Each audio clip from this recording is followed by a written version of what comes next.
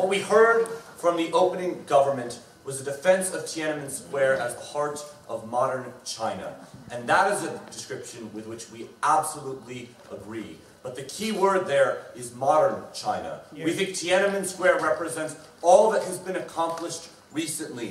All of the major progress that China has made, as we have heard throughout this tournament, in becoming the second largest economy in the world, and that Tiananmen Square is inherently a political place because it was the political union of the state and the people that enabled the progress that we have seen as of late. And we think that anything you choose to add to that space sends a very powerful message to the people of China, because only the state controls what you add to Tiananmen Square, and we think then that it should not be a place for controversial figures that divide China, that undermine the progress we have made in recent years, and that is why we believe it is inappropriate for a statue of Confucius to be placed there. And we'll talk in a little about why we think he is a particularly controversial figure to celebrate, but we should note that Confucius should of course continue to be celebrated and studied as part of history, which is why the statue should remain where it currently rests, in the National Museum a few blocks away from Tiananmen Square. So close to the heart of China because of its role in its history,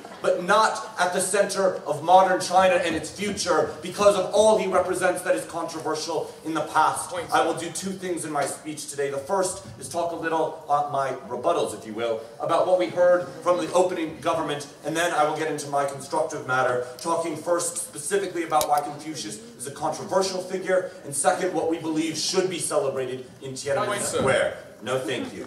The first thing that we hear from the Prime Minister is the notion of depoliticizing Tiananmen Square. That right now the only image there is of Chairman Mao, and we think that, and they think that we need to add some other Chinese cultural figures.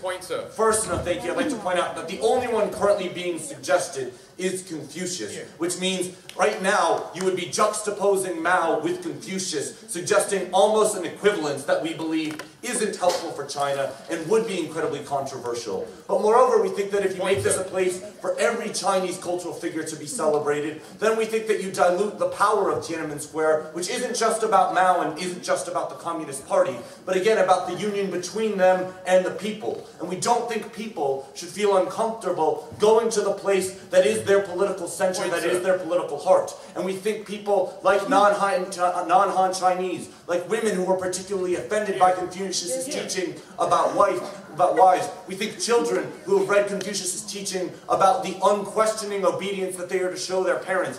All of these people don't feel as comfortable in a square celebrating Confucius as they ought to in the heart of their country, their political system, where they go to be inspired about the future. I'll take tape.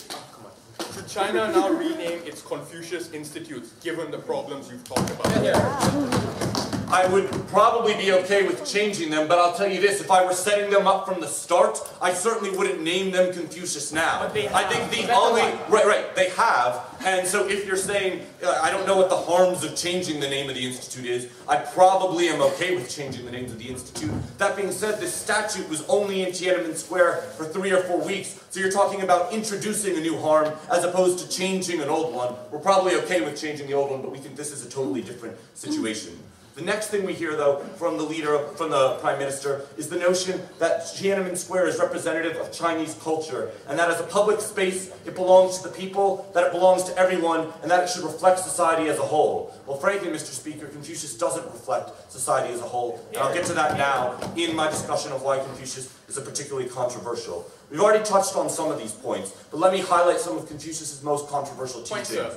First, his notion of discouraging any questioning of authority, of utter obedience in the form of children to parents, wives to husbands, and people to the state, and even to ideology. Second, we think his other controversial views is on the barbarian nature of non-Han Chinese. Now, because he lived in a time when China consisted only of Han, all those around China were considered to be barbarians, and his writings condemn them as such. We think given China's increasing minority population of non-Chinese, and I'll take you into non-Han Chinese, we think it sends a particularly conflicted message to those members of society that they are to be excluded, or at least to feel uncomfortable in the heart of China. I'll take Daniel. Right, but your logic works both ways, because now the non-presence of a statue, or people already have reservations with what's happening or what is at Tiananmen Square. Don't you think our model kind of balances that out.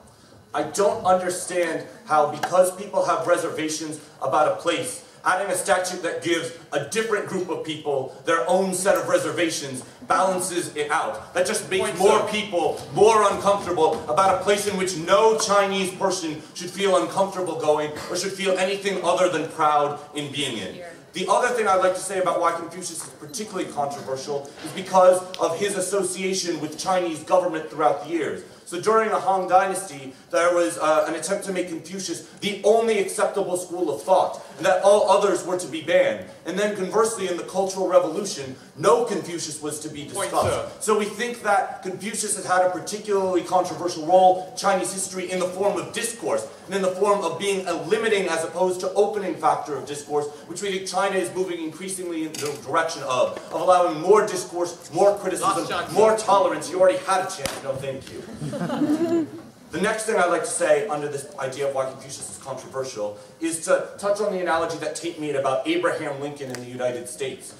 Abraham Lincoln is not a particularly controversial figure in the United States. Someone like Robert E. Lee, who was the general of the Confederacy but is celebrated in the South, but isn't celebrated by minorities in the South, would be an analogy. We don't think you should have public statues of Robert E. Lee in the United States. We think in museums on Confederate history, it is of course appropriate.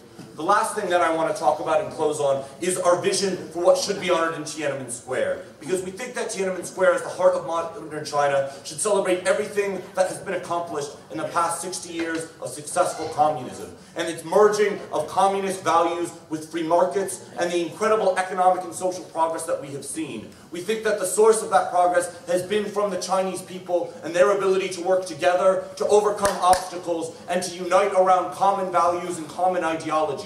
We think that putting a figure who, while an important part of Chinese history, causes division within those values, division within those people, sends exactly the wrong message and would represent a step back from all that has been accomplished. That's why he should be studied in the history books, viewed at by some in the National Museum, but not given the state sanction that putting him in Tiananmen Square would give. We beg to oppose.